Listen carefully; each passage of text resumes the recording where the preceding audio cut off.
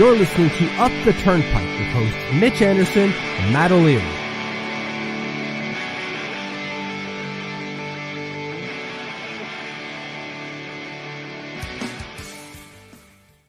Hello and welcome to the Up the Turnpike postgame show. What's going on? Matt O'Leary riding solo tonight.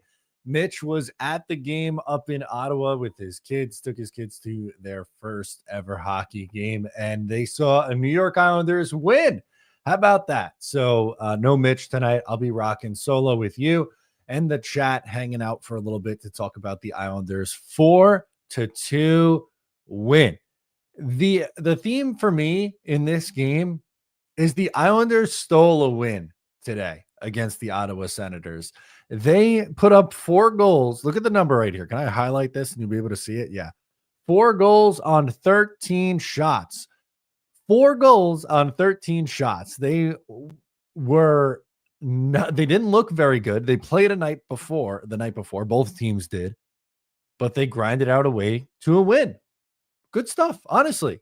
Happy for the Islanders today. They played, I wouldn't say a good game, but they had a good result, which is great. Let's get it going as the Ottawa Senators would jump out to an early 1-0 lead here. Just goes right to the front of the net and is going to be in a good spot to bap this one in. It was Gregor sets it up. Godet, is right there to bank it in. 13th goal of the season. Stützle puts up another assist too, 23 assists on the year for him. His line was really good. The Stützle line was really good. And they put the puck in the back of the net and they jump out to an early lead. The Islanders, though, would go to a power play shortly thereafter, later on in the period at the 12:27 mark. And Anders Lee scores a power play goal. There were multiple power play goals in this game. How about that? Anders Lee nets his 12th of the year. Noah Dobson picks up an assist on this one as well. Things you absolutely love. Down low, Lee there for the rebound to control the puck, puts it back in the net. Easy, right? Isn't this what you want from the power play? Move the puck around, shots on net, get the opposing penalty kill scrambling a little bit. Dobson walks it over to the middle. Anders Lee, the net front presence. It worked. Shocking revelation. It worked, Isles fans.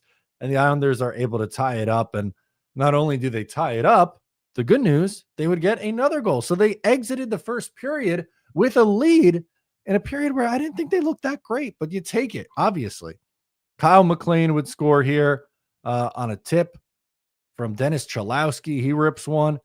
And what do you know? McLean is right there to put it in the back of the net. Just his second goal of the year. Pierre Engvall picks up a secondary assist. Good for Engvall here. Obviously fighting for a roster spot. Helps set up this play. Good patience. And Chalowski rips it on net and McLean puts it in the back of the net. So 2-1. We'll go to your comments in a second here, folks. But the shot differential was 12-5. So honestly, and this is a theme for most of the game, I felt like Ottawa was controlling play in this one. Let's go to the chat. The Doge says they absolutely stole the game. They did. I think the perfect word. Stole is the perfect adjective for this game. Happy they stole this game. Jeremy says, when you mean what you really mean is Sorokin. Sorokin was good. Spoiler alert on Ilya Sorokin. I'll give it to you now. He finished with a .935 save percentage in this game. That's my spoiler alert. We'll keep the comments rolling for a couple seconds and then get into the second period because we have a goal to talk about in that second period. Jeremy Ford says, congrats to Palms on 500 career points. He picked it up on the assist and then later on with his goal would make it 501. Exactly. And then Jeremy follows it up with, I keep going back to Jeremy, but it's good comments here. After all the blown games, it feels good to be on the other side of one. Yep, it does. Things haven't broken right for the Islanders pretty much all year. Like all these breaks have been going against the Islanders. So they got a game where things broke their way in a game where they probably didn't deserve to win it. But how many games this year could you have said, man, the Islanders should have had that one and they lost? This is the opposite of that. So it does feel good. Left Lock says 2 power play goals, back-to-back wins, Horvat back-to-back goals scored. This is the greatest hockey team in the world. little tongue in cheek there, but happy for them as well. Sloppy Tuna says made up for the loss in Detroit. Hard agree with me there. All right, let's get back to the second period, and we'll go back to the comments here. The second period, there was a carryover penalty from the first. At the end of the first period, I believe it was Kyle Palmieri for tripping. Interference, excuse me. Kyle Palmieri for interference at the end of the first. And Josh Norris scores on the power play here. Batherson and Stützle pick up assists. Honestly, their power play looks good. Like, they move it around really well. Not much Ilya Sorokin can do here. Unfortunately, as again, like they said, they move the puck well. I did not think it was great coverage, to be honest with you, from Kyle McLean and Romanov. They let him kind of get wide open. And Butch and Thomas Hickey was giving it to those guys a little bit, the whole unit, but more specifically, I think, looking at the assignments, I think you can make the case that it was probably more on Kyle McLean and Romanov there. As I'll roll it one more time, keep an eye on 28 and 32 and kind of just standing still, not moving around a whole lot, sneaks away and puts one in the other side. A really nice design play on that power play. So that was the only goal in the period, and shots were 7-5. But honestly, again, it didn't feel like the Islanders had much of anything going in that second period. It felt lucky in a way that they escaped. I'll use the word escaped the second period with the game tied. It felt like, and I know Ottawa only had 7 shots, so it's not like, it was one of those periods where it's like 20-5 in shots, but it felt like they were controlling the game. And through 2 periods, you leave and it was tied. You go, okay, you know what? You take that result. You absolutely take that result. In the third period, more of the same. Ottawa ripping shots on net. They had 12 shots in the period, but the Islanders would go to a power play. It was a Josh Norris tripping against Kyle Palmieri, and Kyle Palmieri scores on the power play. Again, as I mentioned, 2 power play goals. It was from far out. Anders Lee on the assist, driving in the net, sends it back, rips it through. Kyle Palmieri, baby. He got 11 goals on the season. He trails Anders Lee with the lead at 12 goals. Love to see that. 2 power play goals. Again, we'll watch it one more time. Good work. Lee ends up driving down towards, the goal line and then sends it right back. Palmieri had this is a good wrist shot, puts it in on the other side. As mentioned, Islanders would pick up an empty net goal as well from Bo Horvat, who was ice cold, now has goals in back-to-back games and is just able to put one in the back of the net here. I don't know. The empty net goals, sometimes we don't always get a chance to see him. Pops out to Horvat and skates a little bit, chucks it down, and it is in the back of the net. So a 4-2 Islanders win. They win on back-to-back nights. Sorokin plays back-to-back games. It was we were curious if we would see Hoiberg in this one. We didn't. They rock with Sorokin, and clearly the right decision as he played a very good hockey game tonight for the New York Islanders. Let's go back to the comments, and we'll go through some box score stuff with you guys as well. Hanging with you guys here. Ray says, is this real life? It is. Pinch yourself, Ray. The Islanders won a game with only 13 shots on net. Usually they're the team that has 31 shots and loses because they allowed 2 power play goals against on 13 shots. That sounds good. Nick says Palmieri boosting that trade value. Look, it may come to that. It very well may come to that if the Islanders, are not in a playoff spot at the trade deadline. And, you can make the case, even if they are, it might be better off to sell off some pieces. Palmieri is one of those guys. He's on pace to score close to 30 goals again this year. I think you can get a lot for Palmieri, and Brock Nelson as a second line center, I think is going to yield a lot in a trade value as well. Jeremy goes, Palmieri has decent value on the trade market with his play this year and the last third of last year. 100%. 100%. He's got 11 goals now in how many games played? What is it, like 28? Give me a second. I'll pull up the exact number. It's 11 goals, 21 points in 29 games. So we'll do 11 in 29 over 82. He is pacing for 31 goals and 21 points in 29 games over 82. Pace of 59 points. So essentially 30 goal, 60-point player, just about. He's going to have some nice value.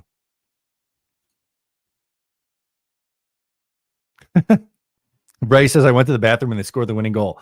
I'll be watching the next game from my bathroom, as you should. By the way, I got the sounder on. Hang on. Put him in the fucking bathroom. Get him out of here. There we go. That's the perfect.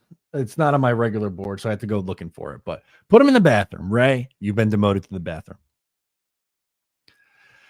Nick says, I really hope Lou sells Palms and Nelly. It's going to be a lost season anyways. Don't need to blow it up, but you'll be able to jolt the farm system, and you can always bring at least one back as a free agent.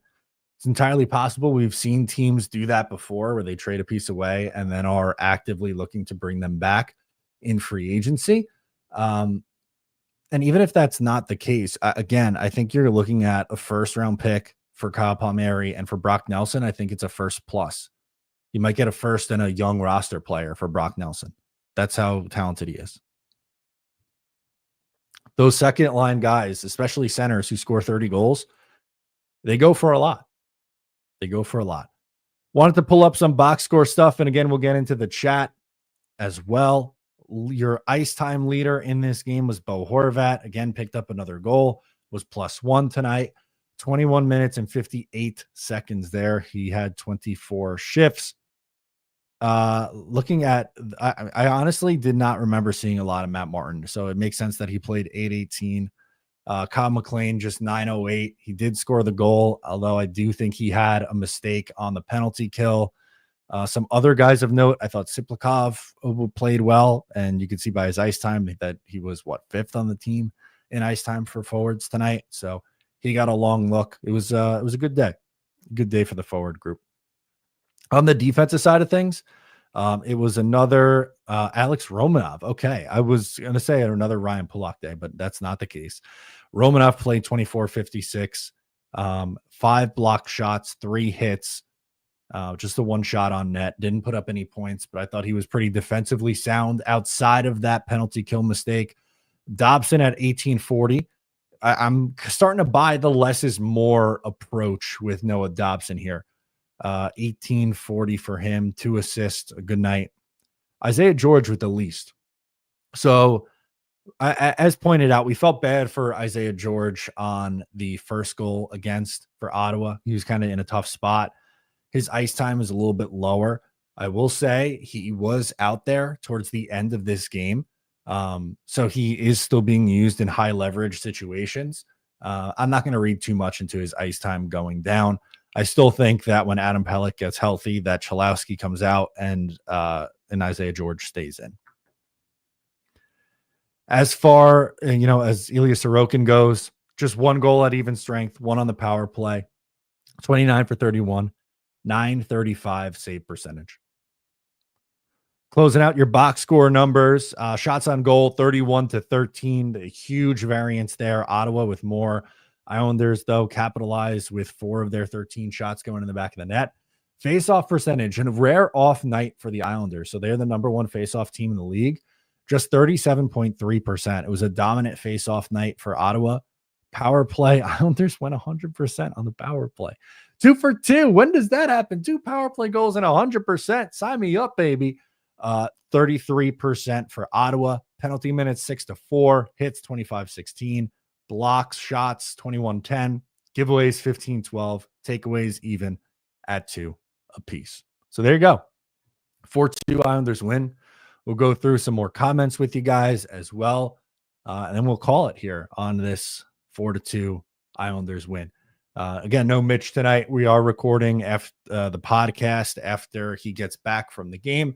So if you're not a Patreon member, make sure to sign up to the Patreon at patreon.com/uptheturnpike so you can get the podcast. I thought I was going to I did sneeze. Excuse me, guys. Okay. Jeremy asked, what do you think Palms would be worth on the trade market? If a team asked about Lee, I'd put him on the next plane too, even though I like Lee and Palms, good character guys. That's going to be the tough thing with this. Like, I like Kyle Palmieri. I like Anders Lee and Brock Nelson. But, I think for me, Palmieri and Nelson on expiring deals will be easier to move. I think you can move, if they go this route, a Lee or Pajot in the offseason on one move. So with 1 year left, rather. I think for me, Lee is 7 million versus Pajot's 5. So there's a $2 million difference. But apparently Lou Lamoriello received calls on JGP last year. So I wonder if there's interest if the Islanders retain some money at the trade deadline this year. Teams who are looking to make deep playoff runs always tend to need depth. And JG Pajot is a really good depth guy. He's been back and playing, better hockey this year than he did a year ago. Nick chimes in and says, I really hope Lou sells Palms and Nelly. It's going to be a loss. I did that comment already. My bad, Nick. But agree with you there. Program this. Let's go Islanders tied with the Rangers. Yeah, technically that's the case, right? I know that the Rangers have more games in hand, but we can pull up the standings and take a look at it. The Islanders are tied with them in points right now.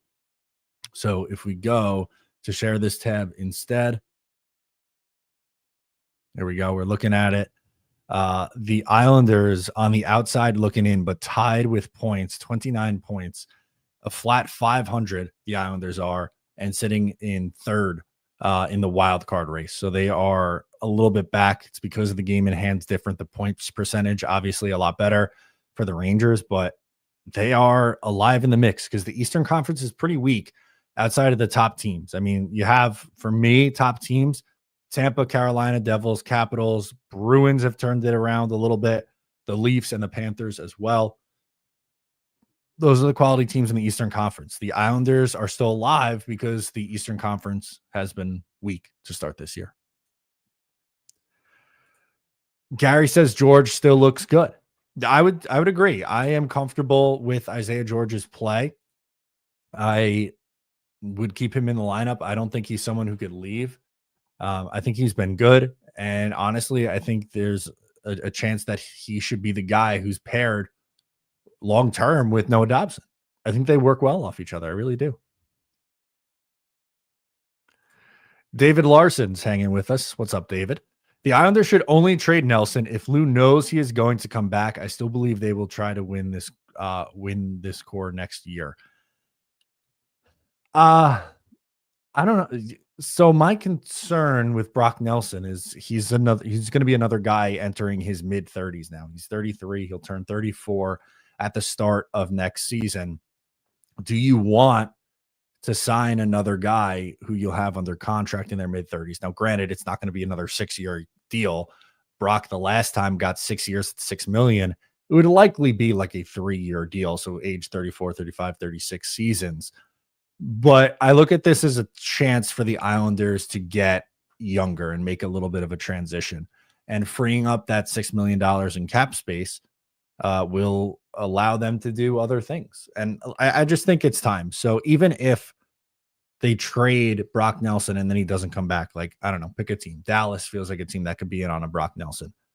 If you trade him to Dallas and he's either a rental there or he signs an extension there, like whatever, if he's getting you a first-round pick and either a really good prospect or a young player, I think you make that move. Joe says, y'all happy now? I am happy that the Islanders won back-to-back games. I don't want to watch this team lose every night. They were in a really bad rut. They've played better. I'm not saying like, oh my God, like I'm all the way back in on this team and I'm all the way back in on the Islanders. I'm not there yet, but they've played better hockey. And I'm going to give them credit. They won a game ugly today, but a win is a win. And they've lost a lot of games that they probably should have won. And this was a game where they probably had no business winning, but at the end of the day was still able to do enough to get it across the board. So I'm happy with that. Empire State says, hey, all LGI. Let's go, Islanders. Empire State, thanks for hanging with us. Really appreciate it. Ray says Lou is going to give Nelly 7 by 11. No 7-year contract extensions, please. And not at $11 million. I love Brock Nelson, but let's hope that he doesn't do that. Gary says the core of this team should all grow facial hair and tell Lou to make a move to help Patrick Waugh. So make a trade? I don't know if I'm in on the Islanders buying. I don't think that's the move. Maybe they'll play themselves into a spot where you feel a little bit better about them buying, but again, that's probably not my preference for this team at this point. Connor says we might need to relocate and call this team the Moscow Sorokins. Sorokin was good today. With his, let's see if they updated his stats with the 935 save percentage. Obviously, he was coming off a rough performance, but a 911 and 261 goals against on the season. That is going to continue to go up, is my thought anyway on this. I'm an Ilya Sorokin guy. I know, he didn't play great the last one of the last times out. There was a game where he got pulled against, what was it, Seattle? He got pulled against. But hey, Islanders are able to beat the Hurricanes, and then they're able to turn, who's a really good team, and they're able to turn it around and win against Ottawa, who's in the mix too. Empire calls out Barzal and Duclair coming back will be the huge moves. It's gonna help. It is going to help to get those guys back. If it's enough to launch them into being a legit playoff team, I'm not sold on that yet, but it trims the fat with some of this forward group. Like, there's some guys out there who probably don't deserve to be playing every night, and that allows you to do that thing. Joe brings up a really good point here on Noah Dobson, saying, has Dobson turned the corner this season? 2 assists tonight. I know Matt is irritated by Dobber. He's a frustrating player. He had 2 assists tonight, but he's been good over the last few games. 2 assists against Ottawa, an assist against Carolina. He had a goal against Seattle. He had a point against Montreal. He's been playing a lot better now. 15 points in 29 games. He's not scoring at the huge pace that he was, but I do think there's something to him scoring that goal against Seattle, and he's looked much better offensively and even defensively too. But I feel like it's kind of just sparked his game a little bit since he scored the goal.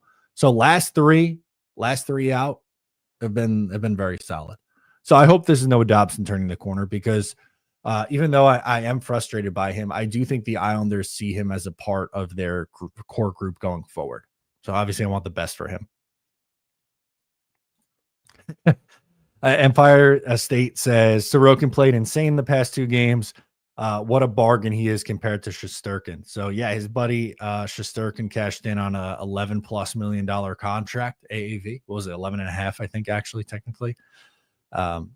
It does, it's what, 8.5 versus 11.5. That's a big difference. I like Ilya Sorokin. I know that there's some who are very, very hard, even still, on Ilya, and say that he's not worth the price. It's actually 8.25. It's not 8.5. It's 8.25. I think he's worth it. I think having a franchise goalie at that price is fine if he's going to be a Vezina finalist. And maybe he's not there right now as a Vezina finalist, but he's played at that level, in his career at times. So there we go. I think that's enough for us to cover on the episode today with the post game. Again, no Mitch on this show, so rocking solo with you in the chat. I appreciate you guys hanging with me. We'll have a podcast on the Patreon later tonight, so make sure to subscribe to the YouTube channel as well. Leave a like before you go. I'm Matt O'Leary. I'll catch you next time.